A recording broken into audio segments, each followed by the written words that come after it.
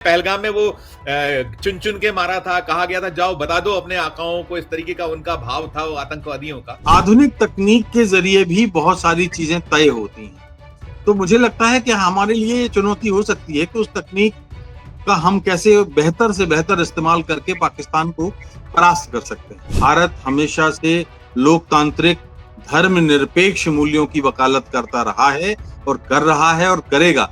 ये उसका एक रचनात्मक संदेश है। पाकिस्तान को इस बार फिर मुंह की खानी पड़ेगी। ये इस बार जो है पाकिस्तान को ऐसा सबक सिखाया जाएगा कि वो आतंकवाद को समर्थन देना, उसको पालना पोसना स्थायी तौर पे बंद कर दे।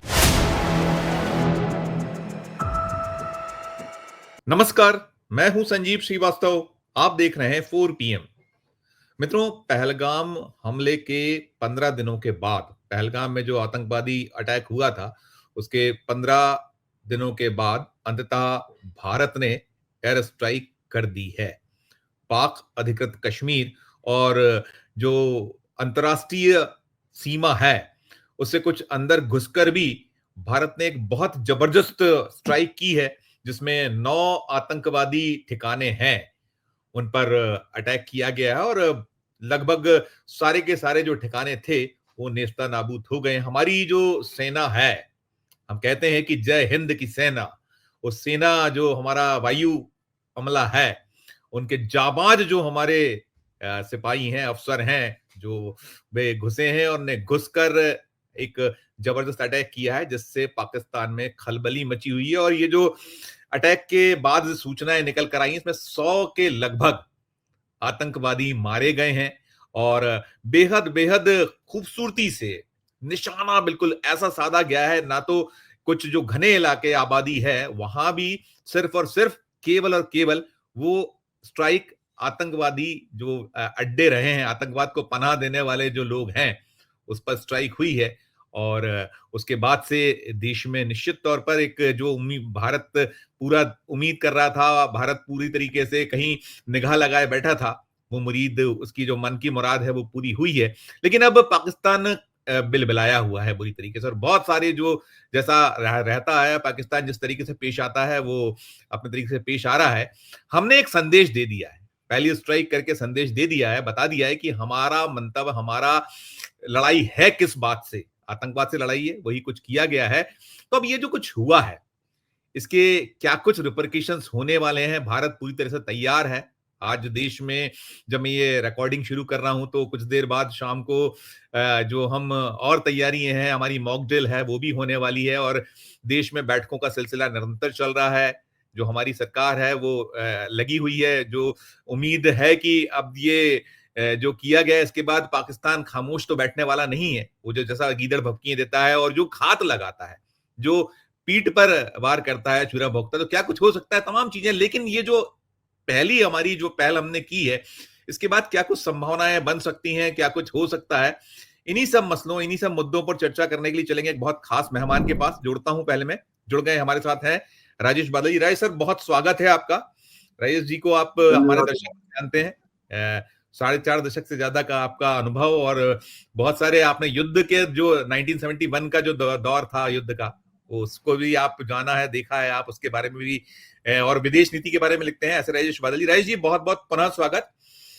और मैं शुरुआत यहीं से करूंगा कि ये जो एयर स्ट्राइक हुई है, इसे लेकर पहली आपकी प्रतिक्रिया क्या है? क्या आप इसमें सारा कुछ देखते हैं, क्या पाते हैं? पहली प्रतिक्रिया राजेश जी।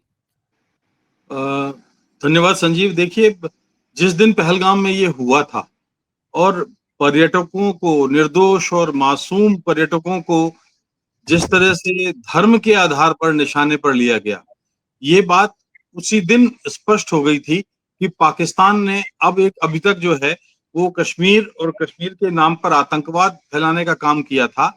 अब उसने अपनी कमजोरी को समझते हुए धर्म को एक औजार के रूप में, एक हथियार के रूप में स्वीकार करने का काम किया है और धर्म के आधार पर उसने पर्यटकों की हत्या की, ताकि वो इस्लाम, क्योंकि उसको बड़े मुल्क तो सपोर्ट अब कर नहीं रहे हैं, तो उसने जो है ये इसलिए कि मजहब के आधार पर, जैसे कि हमने देखा कि ग्रीस है तो या टर्की है या बांग्लादेश है या और भी मलेशिया ने भी एक बयान दिया है। तो अभी वो कोशिश कर रहा है, लेकिन उसकी ये कोशिश कामयाब नहीं होगी।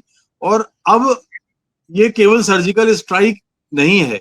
अब मुझे लगता है कि इस बार भारत सरकार और पूरा हिंदुस्तान इस बात को अब स्वीकार कर रहा है कि हर बार पाकिस्तान को इस तरह से हम छोड़ देते हैं, अब आखिर कब तक उनको बख्शा जाएगा, कब तक हमको उनके ऊपर हम दया करते रहेंगे, क्योंकि उसके आचरण में, उसके व्यवहार में, उसके में कोई सुधार नहीं हो रहा है। ना ही वो अपने पास्ट से सबक ले रहा है, जिसमें उसके टुकड़े दो हो गए हैं। अब देखिए ना कि चारों तरफ पीछे से अफगानिस्तान उसके खिलाफ है, वो सीमा पर तनाव है, इधर बलूचिस्तान उसके अंदर से तनाव है, इधर पश्चिम की सीमाओं पर तनाव है, इधर हमारे भारत से अगर देखें तो पंजाब, राजस्थान, गुजरात और जम्मू कश्मीर, इन सीमाओं पर जो है, तो क्या एक पाकिस्तान जो एक नकली मुल्क है, पाकिस्तान तो वैसे ही बिखरा हुआ है, क्या वो इस तरह का मुकाबला कर पाएगा? दूसरी तरफ अब हमारे साथ एक वैश्विक सहानुभूति है, हमारे साथ आतंकवाद से लड़ने का हौसला है, हमारी सेनाओं की क्षमता और जांबाजी, जैसा कि आपने शुरुआत में कहा, उस पर हमें कोई संदेह नहीं है। और अगर ऐसा है तो मुझे लगता है कि अब ये केवल सर्जिकल स्ट्राइक नहीं है संजीव, ये थोड़ा लंबा चले। नहीं, बिल्कुल, बिल्कुल, आपने कुछ नाम गिनाए देशों के। अभी हमने ये भी पाया है जो हमने किया है और ये हमें करना था। हमें सभी को, पूरे देशवासियों को इंतजार था और दुनिया भी कहीं जो आतंकवाद से अब कहती है कि इसको खत्म करना चाहिए, तो एक अच्छा कदम है। चीन का एक जो चीनी विदेश मंत्रालय का जो एक प्रवक्ता का वक्तव्य है, वो इसे दुर्भाग्यपूर्ण बता रहे हैं। आप सोचिए, जो हमेशा हम चीन भी हमारा जो पड़ोसी मुल्क है, वो बाज नहीं आता है, तो इस पे भी एक प्रतिक्रिया, वो कह रहा है ये एक दुर्भाग्यपूर्ण कार्रवाई बता रहा है वो इसको। इस पे एक प्रतिक्रिया। देखिए, आपको चीन के बारे में अगर कोई चीज समझनी है तो थोड़ा सा इतिहास में जाना पड़ेगा। एक तो हम चीन से, हमारे एक जंग 1962 में हो चुकी है और अनफॉर्चुनेट था कि उसमें हम थोड़ा सा कमजोर पड़े थे। लेकिन उसके बाद हमने डोकलाम में जब हुआ तो चीन को बराबर आंखों में आंखें डालकर उसका उत्तर दिया था। तो चीन हमारा एक, चूंकि वो पाकिस्तान का स्थायी समर्थक है, तो हम चीन से तो कभी दोस्ती की उम्मीद कर ही नहीं सकते, एक चीज। दूसरी चीज, अतीत की एक बात यह है कि हम ये कहते हैं कि पाक ऑक्यूपाइड कश्मीर, पीओके जो है, वो पाकिस्तान ने उस पर जो कब्जा किया हुआ है वो खाली करे, क्योंकि वो हिंदुस्तान का हिस्सा है और हमारी संसद में उसके लिए सीटें सुरक्षित रहती हैं कि जब भी वहां हमारे पास आएगा और वहां चुनाव होंगे तो हम पाकिस्तान जो कश्मीर है वहां भी चुनाव कराएंगे और हमारे सांसद और विधायक वहां से चुने जाएंगे। लेकिन पाकिस्तान ने 60 के दशक में, आपको याद होगा कि एक पैंतरा चला था जिसमें उन्होंने पाक अधिकृत कश्मीर का कुछ हिस्सा, गिलगिट बाल्टिस्तान से जो वाला जो इलाका है, वो चीन को एक तोहफे में दे दिया था। अब वो चीन का हिस्सा है। अब जब चीन का हिस्सा है और हम पाक ऑक्युपाइड कश्मीर की बात करते हैं, तो फिर ये हमें ध्यान में रखना चाहिए कि क्या चीन यूं ही उस पीओके का जो वो हिस्सा उसके पास है वो छोड़ देगा? नहीं छोड़ेगा। आप देखिए, चीन एक ऐसा मुल्क है जो, जिसके पास इतनी बड़ी जमीन है, लेकिन फिर भी वो जमीन हथियाने के लिए उसका अरसे तक अपने पड़ोसियों के साथ सीमा विवाद चलता रहा है और अभी भी चल रहा है। वो मतलब जमीन के मामले में वो पुराने किस्म के जमींदारों की तरह व्यवहार कर रहा है। तो उसका जो जो रवैया है वो है कि वो उसका, अगर वो समर्थन नहीं करता पाकिस्तान का, तो फिर वो गिलगिट बाल्टिस्तान का इलाका उसको छोड़ने का, अगर वो हमको समर्थन करेगा तो फिर उसको इस मामले में भी ध्यान देना पड़ेगा। कल के रोज हम कहेंगे कि भाई चीन साहब, आप जो है, आपके पास भी पीओके का इलाका है, वो खाली करिए। तो उसको, उसके साथ उसके समर्थन की हमें उम्मीद भी नहीं करनी चाहिए। और लेकिन मैं ये कह सकता हूं कि फिलहाल चीन काफी समय तक दम साधे रहेगा, कोई आक्रामक प्रतिक्रिया नहीं करेगा, क्योंकि चीन को मालूम है कि अगर चीन कूदा इस युद्ध में और पाकिस्तान को समर्थन दिया, तो हमारे समर्थन में इस समय बाकी जो संसार है, विश्व है, उसके बड़े देश भी हमारे पक्ष में आ सकते हैं। देखिए, जर्मनी और फ्रांस ने तो साफ बोल दिया है, यूरोप के देशों ने बोल दिया है, यूके हमारे उसमें आएगा। रूस, जबकि यूरोप के नाटो देश और रूस में तनातनी चल रही है, लेकिन रूस हमारे साथ खड़ा हुआ है। अमेरिका हमारे साथ काफी हद तक खड़ा हुआ है। और अगर चीन ने पाकिस्तान को खुला समर्थन दिया है, खुला समर्थन से मेरा मतलब ये है कि अगर कोई फौजी समर्थन दिया तो फिर ये देश हमको समर्थन करेंगे, ये आप मान के चलिए, क्योंकि चीन को एक अनंत काल तक लंबी छूट तो वो नहीं दे सकते। जी, बिल्कुल, बिल्कुल, बिल्कुल। रईस 1948 पाकिस्तान एक उसने मुंह की खाई थी। 1965, 1971, फिर 1999 कारगिल में भी हमने देख लिया। ये चीजें आप लगातार आज आप जो हमने करके दिया है आपको, हम देखिए वो सैन्य ठिकानों तक हमारे जांबाज जो वायुसेना के अफसर हैं पहुंच गए थे, उन्होंने वहां उसको बख्शा। सिर्फ और सिर्फ आतंकवादियों के जो लॉन्च पैड्स हैं उनको सिर्फ उड़ाया गया। सबक नहीं लेना चाहिए, अब आप उसको चेतना चाहिए। जिस तरीके से प्रतिक्रिया आ रही, क्या आपको कदम दिखता है? क्या वो बाज की, वो क्या कहते हैं ना कि नहीं आएगी बाज, वो एक थोड़ी खराब सी देखिए कहावत है कि पूंछ जो होती है वो कितनी आप उंगली में डालिए वो तिरछी निकलती, वैसी स्थिति है, एक वो नहीं पाएगी। हम हमारे यहाँ एक कहावत है संजीव के, मूर्ख हृदय न चेत जो गुरु मिले विरंच सम। यानी एक मूर्ख आदमी कभी सुधर नहीं सकता, चाहे उसको ब्रह्मा के समान गुरु भी मिल जाए। तो 1948 से आपने जिक्र किया, अरे एक ऐसा मूर्ख देश, नकली देश, पागलपन की हद तक, मतलब जैसे अक्ल के साथ दुश्मनी है उसकी। अभी देखो कि पहलगाम में ये घटना घटी, और पहलगाम उसके बाद उनके रक्षा मंत्री कहते हैं कि हमने तो आतंकवाद को पाला पोसा है, जैसे कोई बहुत बड़ी अच्छी बात कर रहे हैं वो गर्व किससे साथ कहते हैं कि हाँ हमारे यहाँ ट्रेनिंग कैंप चले हैं, हमने 30 साल दशकों तक हमने आतंकवादियों को प्रश्रय दिया है। उससे पहले आप देखिए कि बिलावल भुट्टो कौन सी भाषा में बात कर रहे थे, वहां के खून बहेगा नदियों में। फिर वो भी कहते हैं कि जो है आतंकवादियों को संरक्षण दिया, हमारे यहाँ कैंप चले हैं। उससे पहले नवाज शरीफ साहब ने ये बोला था कि हमारे यहाँ कैंप चलते रहे हैं और हमारे ये पाकिस्तान के सबसे बड़े दुश्मन हैं, हमने जो है ये गलत कदम उठा लिया है, अब हम उसका खामियाजा उठा रहे हैं। आप देखो इमरान खान जो जेल में है इन दिनों, इमरान खान ने तो वॉशिंगटन में अमेरिका की पीस इंस्टीट्यूट में, शांति संस्थान में एक भाषण देते हुए कहा था कि हाँ पाकिस्तान ने से गलती हुई है, ब्लंडर हुई है कि उसने लंबे समय तक आतंकवाद को समर्थन दिया है। ओसामा बिन लादेन वहां मारा गया है, तो अब इसके बाद प्रत्यक्षम किम प्रमाणम, इसके बाद तो किसी प्रमाण की आवश्यकता है नहीं। तो अब मुझे जो रहस्यमय लगता है या मेरे दिमाग में जो उलझन आती है कि आप देखिए, जब एक मुल्क ये कह रहा है कि हाँ हम आतंकवादी पैदा किए, हमने उनको ट्रेनिंग दी, हमने उनको हथियार चलाना सिखाया, हमने बाहर से मिले हथियार उनको दिए, तो भी सारा संसार उस उसका सामाजिक बहिष्कार क्यों नहीं करता? अभी भी इंटरनेशनल बिरादरी में देखिए, अभी परसों की बात है, परसों संयुक्त राष्ट्र सुरक्षा परिषद का, जिसका कि इन दिनों वो अस्थायी सदस्य है पाकिस्तान, बहुत गिड़गिड़ाया वहां पे, और वहां बैठक हुई, 15 देशों के रिप्रेजेंटेटिव उसमें थे। उन्होंने पाकिस्तान से सवाल किया कि भाई आप एक तरफ जब स्वीकार कर रहे हो कि आप आतंकवाद को प्रश्रय देते हो, फिर आपने बैठक क्यों बुलवाई है? आपको ही कंडेम किया जाएगा इससे तो। लेकिन उसके बाद उनके जो राजदूत थे इफ्तिकार साहब, वो क्या कह रहे हैं कि हमारा पर्पस सर्व हो गया, हम तो यही चाहते थे कि एक बार इस मसले पे चर्चा हो जाए। तो यानी जो मुल्क इतना अक्ल से पैदल हो, उसको आप क्या कहिएगा? मुझे नहीं लगता कि पाकिस्तान ने अपने अतीत से सबक सीखने का कोई काम किया है। जी, बिल्कुल, वो निश्चित तौर पे यही जो आप नहीं सबक सीखते, तो इसीलिए आप बार-बार मुश्किलों में फँसते हैं और आप भारी मुश्किल में हैं, आप कंगाली की कगार पे। राइट सर, मैं लौटूँगा भारत। भारत का जो ये हमारा ऑपरेशन सिंदूर, बड़ा एक रोमांचित और अंदर तक वो बड़ा वो कर रहा है, और हमने ये पाया है कि सेना अब तक जितने भी ऑपरेशंस करती रही है, ऐसा नाम कभी नहीं रहा। मैंने बहुत उसको टटोला, पीछे गया कि कोई मिले, लेकिन हम कभी ऑपरेशन विजय, ऑपरेशन पराक्रम, ऑपरेशन शौर्य तमाम चलाते रहे।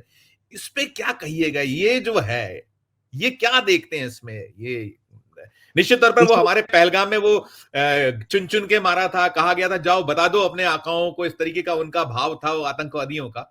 इस पे एक आपकी प्रतिक्रिया। मैंने आपको कहा ना कि ये पहली बार है कि इस तरह से, जब आपको बंबई में जो अटैक हुआ था, मुंबई में जो ताज होटल के उधर और उसके साथ धमाके हुए थे और जो हमला हुआ था, तो उसके बाद ये दूसरा नंबर है जबकि इतने बड़े स्तर पर सिविलियंस को मारा गया है, नागरिकों की हत्या की गई है, और मजहब के आधार पर। सबसे मैं जो खतरनाक अंदेशा देख रहा हूं कि इसका अगर विस्तार रूप होगा तो मानवीय समूची मानवता के लिए बहुत ये एक तकलीफ दे त्रासदी होगी। लेकिन ये बात बिल्कुल सही है कि ऑपरेशन सिंदूर के जरिए ये हमें एक प्रतीकात्मक उत्तर तो हमने दे ही दिया है कि हम भी प्रतिरोध या विरोध करना जानते हैं, और हम जब तक माफ कर रहे हैं तब तक माफ कर रहे हैं। लेकिन जिस दिन तक आप देखिए ना कि पहले अभी तक हम क्या कर रहे थे, हमने पिछले एक बार और सर्जिकल स्ट्राइक किया, 2 बार सर्जिकल स्ट्राइक की थी, तो उस समय क्या हुआ था कि हमने उन कैंप को निशाना बनाया, ठीक है, हमने, लेकिन वो जो पीओके में थे हम उससे आगे नहीं गए। इस बार अंतर है, ऑपरेशन सिंदूर में पीओके के अलावा हमने, जैसे कि आप देखिए कि इधर पंजाब प्रांत में घुसे पंजाब में लाहौर के पास जो है, हम वहां गए, और भी 1-2 कस्बे हैं जहां पर हमने हमला किया। लाहौर से तो सिर्फ 30 किलोमीटर दूर हमारा उनका कैंप चल रहा था और उस पर हमारा हमला हुआ है। तो हम जानते हैं भारत एक जिम्मेदार मुल्क है और भारत अपनी जिम्मेदारी भी समझता है।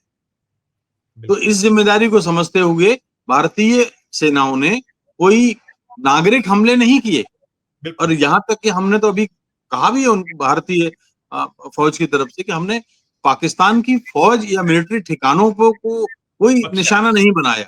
अन्यथा जब हम इतने घुस करके अंदर तक जा सकते हैं तो पाकिस्तानी फौज के ठिकाने मिटाने में क्या लगता है, वो भी हमारे लिए कोई बहुत बड़ी बात तो है नहीं। तो ये एक बात है ऑपरेशन सिंदूर को लेके। मुझे इसकी कामयाबी में कोई शक नहीं है कि ये पूरा होगा, थोड़ा सा लंबा चलेगा, और चूंकि अब तकनीक से भी लड़ा जाता है युद्ध आजकल, और आधुनिक तकनीक में जरूरी नहीं है कि जो हम अक्सर ये तुलना करते हैं कि इनके पास इतनी सेना है, इनके पास इतने पैटर्न टैंक हैं, इसके बाद इनके पास इतने हवाई जहाज हैं। आधुनिक तकनीक के जरिए भी बहुत सारी चीजें तय होती हैं। तो मुझे लगता है कि हमारे लिए चुनौती हो सकती है कि उस तकनीक का हम कैसे बेहतर से बेहतर इस्तेमाल करके पाकिस्तान को परास्त कर सकते हैं। जी बिल्कुल बिल्कुल। नहीं, आपने रईस सर गिनाया, आपने पाकिस्तानी हुक्मरानों के बारे में गिनाया कि वो नई सबक लेते हैं, और वहां तो पूरा जो कहीं कमांड है तो कमांड में तो सेना है। हमने वो सेना के जो प्रमुख है उनका बयान भी सबने देश ने देखा कि क्या बातें, 2 नेशन थ्योरी और क्या क्या वो बातें कर रहे थे। इसलिए मैंने कहा कि एक तो ऑपरेशन, तो दूसरा एक और बड़ा दिलचस्प सी बात लगी, आपने तो कई कवर किए हैं जो इस तरीके के दौर में, जब 1999 में कारगिल युद्ध हुआ था उसके बाद की प्रेस कॉन्फ्रेंस, या और भी पहले भी आपने कई ऐसे अवसरों पर किया होगा। आज हमने ये भी देखा कि जब हमारे विदेश सचिव आए वो पहली जानकारी देने, शुरुआती जो उसमें, तो हमारे यहाँ कर्नल सोफिया कुरैशी और विंग कमांडर व्योमिका सिंह, ये भी एक क्या संदेश उसमें, क्या किस तरीके से बड़ा एक वो गया। उन्होंने मजहब के आधार पर एक विध्वंस का संदेश दिया था पहलगाम में, और आज भारत की सेना में जिस तरह से सोफिया कुरैशी बेटी हमारी लेफ्टिनेंट कर्नल, उसने जानकारी दी, उससे ये सारी दुनिया में संदेश गया है कि भारत हमेशा से लोकतांत्रिक धर्मनिरपेक्ष मूल्यों की वकालत करता रहा है और कर रहा है और करेगा। ये उसका एक रचनात्मक संदेश है कि भारत की सेना में शायद बहुत सारे भारत में ही लोगों को अंदाजा ना होगा कि हमारी सेना में इतने ऊंचे पदों पर महिलाएं काम कर रही हैं। दुनिया के तमाम देशों में आप देख लीजिए, बड़े बड़े विकसित देशों में आप देख लीजिए, महिलाओं को इस तरह से ऊंचे ओहदों पे नहीं रखा जाता, उनकी एंट्री नहीं होती, ये मानते हुए कि महिलाएं कमजोर होती हैं। लेकिन भारत की सेना ऐसी नहीं है। तो मुझे लगता है कि इसका बड़ा अच्छा संदेश गया है, और ये पाकिस्तान में इस बात पर चर्चा हो रही है, क्योंकि जो हम देख रहे हैं पाकिस्तानी मीडिया, हालांकि बहुत सारा बैन हो गया है हमारे यहाँ, लेकिन जो मैं देख रहा हूं उसमें ये जान रहा हूं कि पाकिस्तान में पिछले 4-5 घंटों में इस बात की चर्चा हुई कि अरे भारत की फौज में महिलाएं भी हैं, इतने लेफ्टिनेंट कर्नल, विंग कमांडर जैसे पदों पर हैं, और वो भी मुस्लिम। आपको पता है, मतलब सोफिया के हस्बैंड भी मेजर हैं, वो भी जी हाँ। आर्मी में हैं। हाँ, तो हमारी फौज धर्म के आधार पे, मजहब के आधार पर भेद नहीं करती। हमारी फौज भारत के हितों की रक्षा करना जानती है। इसलिए मैं कह रहा हूं कि पाकिस्तान को इस बार फिर मुंह की खानी पड़ेगी। जी।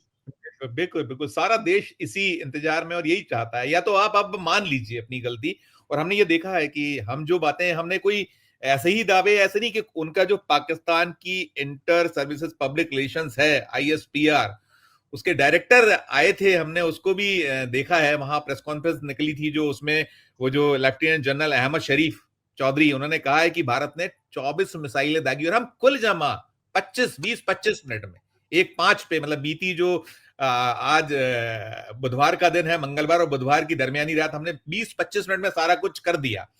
तो ये जो संदेश के साथ में एक चीज ये भी निकली है राजेश जी, वहां पर जो हमारा मोस्ट वांटेड जैश ए मोहम्मद का चीफ, बहुत सारे हमारे यहाँ संसद पर हमला, आप तो उस दौर में वहीं होते थे, पुलवामा जो अटैक हुआ, कि वो उसने भी मसूद अजहर, अब ये सुना गया है कि ऑफिशियली ऐसी है, बीबीसी के थ्रू सूचना आई है, उर्दू सर्विसेज ने, उसने बताया है कि वो उसके बहुत सारे परिजन मारे गए हैं, उसके दाहिने बाहिने लोग, और उसने कहीं कहा है कि काश मैं भी मारा जाता।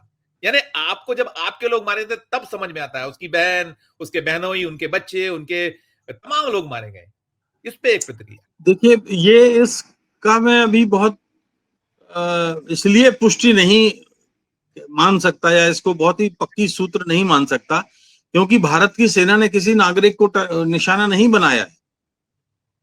अपनी तरफ से उसने अपने मुल्क में सहानुभूति के लिए भले ही ये बात कही हो कि मेरे 10 लोग मारे परिवार के, इंडियन आर्मी ने सिविलियन इलाके को टारगेट किया ही नहीं है। सुभान अल्लाह अगर मस्जिद, सुभान अल्लाह अगर मस्जिद, वो, सुभान वही मैं अल्लाह कह रहा सुभान हूँ, अल्लाह मस्जिद, जिसमें वो पाकिस्तान की अधिकांश आतंकवादी मस्जिदों में जो शिविर चल रहे हैं, वो शिविर जो है वो मस्जिदों के परिसर में चल रहे हैं।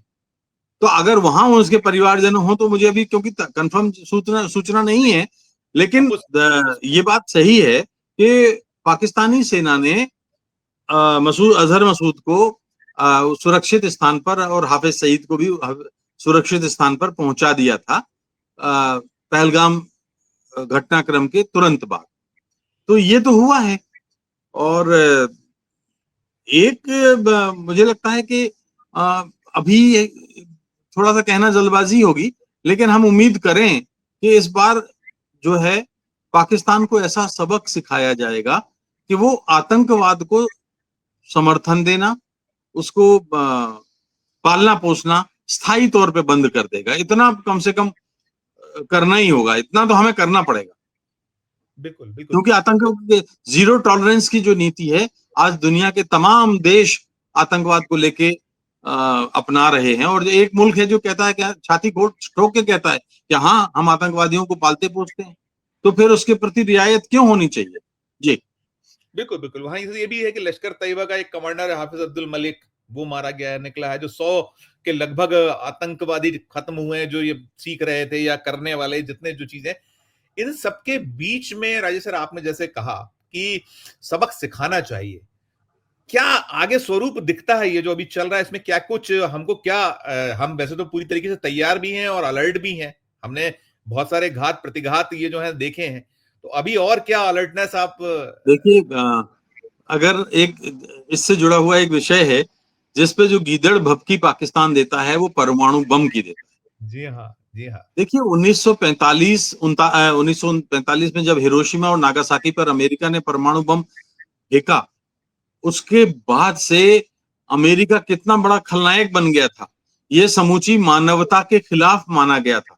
भारत के पास परमाणु बम हैं, भारत के पास परमाणु बम बनाने की क्षमता है, लेकिन भारत ने हमेशा ये बात कही है कि हम शांति पूर्वक उसके शांति वाले के उद्देश्यों के लिए हम उस ऊर्जा का, परमाणु ऊर्जा का रचनात्मक इस्तेमाल करेंगे। लेकिन आप देखो, पुलवामा हुआ तो, पहलगाम हुआ तो, उड़ी में जब हमला हुआ तो, पठानकोट पर जब तनाव बढ़ा, तो पाकिस्तान हमेशा कहता है कि हमने परमाणु बम कोई सजाने के लिए नहीं रख छोड़े। जी हाँ। अरे मैं ये कहता हूं कि एक परमाणु बम आप फेंकोगे तो भारत ने अपने परमाणु बम काहे के लिए रखे हैं? कोई उसका अचार डालने के लिए रखे हैं क्या? एक बात। दूसरी चीज, परमाणु बम कोई शहर और उसकी सीमा पे नहीं होता। आप गिराएंगे, और इसकी क्या गारंटी है कि आपने अगर कश्मीर में गिराया, पंजाब में गिराया, या गुजरात में गिराया, या आपने राजस्थान में गिराया, तो आपकी अपनी आबादी उससे हर्ट नहीं होगी। और जो आबादी यहां मरेगी उनमें बहुसंख्यक भी होंगे, अल्पसंख्यक होंगे, दोनों होंगे, तो आपके धर्म का मामला कहां गया फिर? तीसरी चीज, आपने उसके बाद की कल्पना की है कि जिस दिन आप परमाणु बम गिरा देंगे, उस दिन आप जंग बियाबान में, सुनसान में भटक रहे होंगे, अकेले रेगिस्तान में खड़े होंगे, आपके साथ आपको पानी पिलाने वाला कोई देश नहीं होगा। परमाणु बम का जो है, वो परमाणु बम का इस्तेमाल करना जो अपने आप को आइसोलेट करने का, अपने आप को अकेला करने का एक न्योता देना है। परमाणु बम इस्तेमाल करके ना तो वो चीन का समर्थन हासिल कर पाएगा, ना वो किसी अन्य देश का समर्थन हासिल कर पाएगा। परमाणु बम की धमकी वो बड़े ही ऐसे देते हैं कि जैसे कि कोई बहुत, मेरे पास भी एक चाकू रखी है, चला दूंगा। ये गाल बजाने वाला है। कभी इस्तेमाल, जिस दिन इस्तेमाल करेंगे उस दिन ये मर जाएंगे। यानी ये परमाणु बम का असर भले ही भारत के ऊपर हो, लेकिन उसका असली मौत तो पाकिस्तान की होगी। आप देख लीजिएगा, अभी इसे अभी क्या कभी नहीं यूज करेंगे वो। अभी क्या वो कम मरा हुआ है? उसके जो हालात हैं, उसकी जो स्थितियां हैं, वो स्थिति जिस राह पर, जिस जगह पर खड़ा हुआ है, तो वहां क्या है? राय सर, आखिरी सवाल मैं आपसे करूंगा, इसमें अब आप क्या देखते हैं अंतर्राष्ट्रीय स्तर पर? क्या कुछ अब संभावना है? जैसे मैंने कहा, कुछ है जो जिन मुल्कों के अपने हित जुड़े हुए हैं, उसमें चीन भी शामिल है, लेकिन ओवरऑल हम पूरे दुनिया के निगाह नजर से देखें, हमने बहुत संयमित तरीके से, अभी हमने सिर्फ और सिर्फ आतंकवादी ठिकानों पर अपना एक पहला वार किया है, और हम कहां तक जा सकते हैं, कितनी हम में ताकत है, छुपी हुई नहीं है। दुनिया जानती है कि भारत आज बहुत शक्तिशाली मुल्क है, सैन्य क्षमता, उसकी सैन्य शक्ति, तमाम सब देख रहे हैं। तो ऐसे में क्या अब आप पा रहे हैं, देख रहे हैं, क्या संभावनाएं देखते हैं? देखिए, पहले तो पाकिस्तान के अंदर आतंकवादी ठिकानों और उसके इरादों को नेस्तनाबूद करना भारत की पहली प्राथमिकता है। दूसरी बात, दुनिया को बताना होगा कि भारत, पाकिस्तान में भले ही अल्पसंख्यक सुरक्षित नहीं है, लेकिन भारत में उनको पूरी सुरक्षा है, और उनका पूरा विश्वास भारत की लोकतांत्रिक धर्मनिरपेक्ष छवि में है। ये बहुत बड़ी बात है। तीसरी बात यह है कि जो आप कह रहे हैं कि आने वाले दिनों में अंतर्राष्ट्रीय स्तर पर इसका क्या स्वरूप होगा। देखिए, इस समय करीब करीब 80 से 90% आबादी या देश भारत के साथ हैं, क्योंकि कोई भी धर्म के आधार पर आतंकवाद का सामना क्यों करे, मानवता के खिलाफ है। तो इसलिए मुझे लगता है कि पहले तो भारत सबसे पहले पाकिस्तान से उस आधार पर निपटेगा। और दूसरी बात, फिर उसके बाद कश्मीर का मामला है, जो कश्मीर उसने कब्जा किया हुआ है, और वो 1947-48 से जो हमारे लिए सिरदर्द बना हुआ है, उस समस्या से निजात पानी होगी। लेकिन ये आसान नहीं है, मैं ये आपको बता देता हूं। क्योंकि जिस दिन आपने देखा कि जैसे बांग्लादेश को आजादी मिली, और बांग्लादेश के बाद जिस तरह से जो उसने बिहेव किया, और आतंकवादी हमारे यहाँ खालिस्तानी आंदोलन को संरक्षण दिया, सिख उग्रवाद को संरक्षण दिया, पैदा किया, तो ये उसका ही किया हुआ है। तो अब अगर पीओके हमने ले लिया, तो पीओके लेने के बाद क्या होगा? एक साथ कई कदम उसमें हो सकते हैं कि अगर हमने पीओके ले लिया, तो देखिए फिर बलूचिस्तान भी नहीं रुक पाएगा उनके साथ। बलूचिस्तान वैसे भी स्वतंत्र देश था, मैंने शायद बताया आपको पिछली किसी इंटरव्यू में कि नहीं। बलूचिस्तान भारत में जब अंग्रेजों ने हिंदुस्तान को बांटा, भारत को, तो वो जो बटा है इलाका, उसमें बलूचिस्तान पाकिस्तान के साथ नहीं था। बलूचिस्तान एक स्वतंत्र देश था, कलात संसद थी, भुगती वहां पर नेता थे, प्राइम मिनिस्टर, जो वहां के राजा कह लीजिए, जो भी कुछ कह लीजिए, उनकी अंग्रेजों के साथ संधि थी कि वो उनकी स्वतंत्र विदेश और रक्षा नीति का जो संचालन है वो अंग्रेज करते थे। तो ये तो पाकिस्तान में कभी शामिल था ही नहीं, और तभी से वो जो है पाकिस्तान से अलग होने के लिए ये कोशिश कर रहे हैं। और मुझे लगता है कि अगर हमने पीओके ले लिया तो उनके हौसले बढ़ेंगे और पाकिस्तान को बलूचिस्तान संभाल के रखना मुश्किल हो जाएगा। फिर ठीक इसी तरह से बड़ी लंबी सीमा तालिबान के साथ यानी अफगानिस्तान के साथ वो शेयर करते हैं पाकिस्तान, और उस सीमा पर उनका विवाद चल रहा है। तो अगर ऐसा होता है तो उस सीमा पर तालिबान की सीमा पर तालिबान का हौसला बढ़ेगा, तो पाकिस्तान का आकार और सिकुड़ जाएगा। ये मैं ये देख रहा हूं आने वाले दिनों में कि अगर ऐसा हुआ तो एक बड़ी मूर्खतापूर्ण जो पाकिस्तान बात करता है कि तालिबान को भारत सपोर्ट कर रहा है। भारत ने तो तालिबान को मान्यता तक नहीं दी आज तक।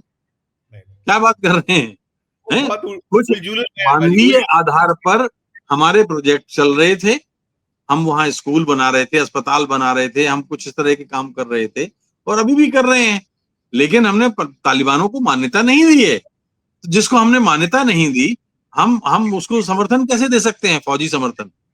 और पाकिस्तान क्रॉस करके जाना पड़ेगा।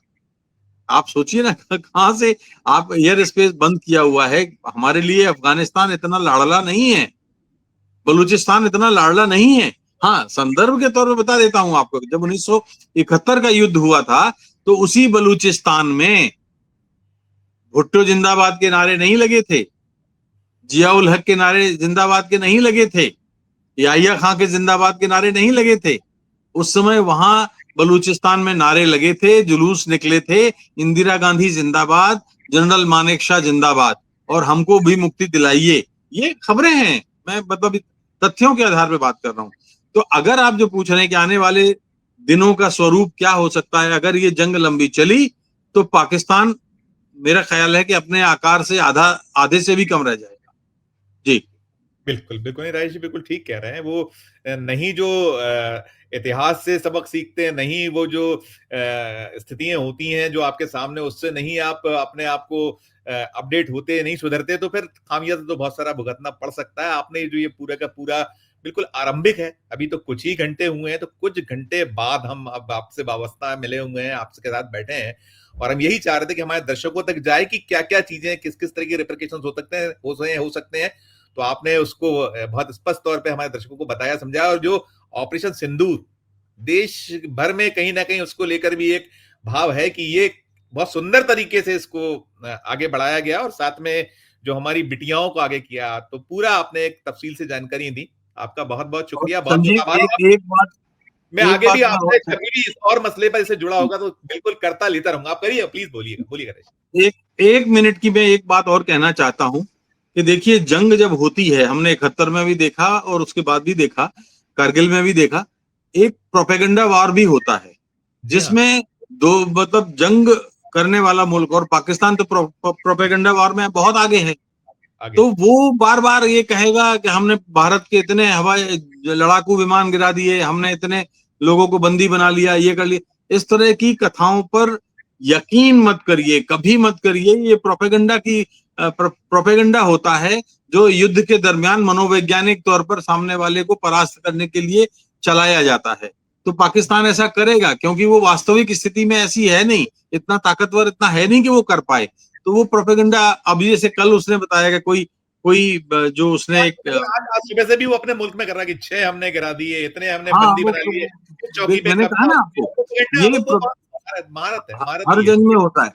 तो जो भारत की सेना कह रही है, मेरा सभी दर्शकों से और सभी उन लोगों से अपील है जो इस बारे में जानकारी पाना चाहते हैं कि जो भारतीय सेना, भारत सरकार, या जो भारतीय रक्षा विभाग या मंत्रालय या स्पोक्स पर्सन जो कहते हैं, उसी पर भरोसा करें, अन्य सूत्रों पर कोई भरोसा ना करें, चाहे वो मीडिया हो, चाहे कुछ भी हो, क्योंकि ये प्रोपेगेंडा वार का शिकार हो जाते हैं। और मुझे ऐसा लगता है कि मसूद अजहर वाला जो बात आपने कही थी, परिवार वाली, वो भी उसी के अंदर है।